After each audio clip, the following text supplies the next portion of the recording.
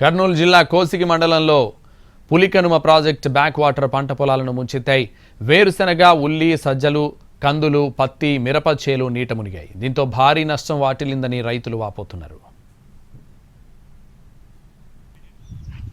తుంగభద్ర నది నుంచి పులికనుమ ప్రాజెక్టుకు పంపింగ్ నిలిపివేయాలని కోరుతూ రైతులు ఆందోళన చేపట్టారు. ప్రతి సంవత్సరం పులికనుమ ప్రాజెక్టు బ్యాక్ వాటర్తో పంటలు నీట మునుగుతున్నా ప్రభుత్వం పట్టించుకోవట్లేదని ఆవేదన వ్యక్తం చేశారు.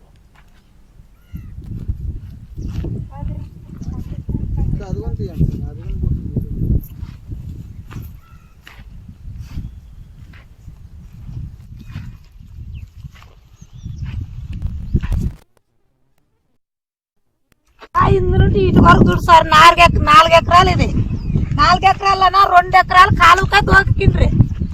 దోగినా ఇప్పుడు 2 ఎకరాలు ఉన్నా 2 ఎకరాలు నీళ్ళకు మునిగిపోతుంది. అప్పుడు దోగిన 2 ఎకరాలకు అసలు రూపాయి డబ్బులు ఇవ్వలేదు సార్ మాకు వాళ్ళు. నీది పొయ్యలేదులే అమ్మ, అక్కడ ఇది ఇంత భూమి నీకు మిగులుతుందా, నువ్వు బాగా పంట పండించుకొని తినొచ్చాని చెప్పి ఇప్పుడు ఈ పరిస్థితికి పెట్టారు సార్ మాకు వాళ్ళు.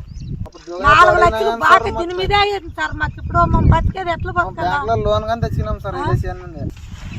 అంతా ఎప్పటికి ఇట్లా మునిగిపోకుండా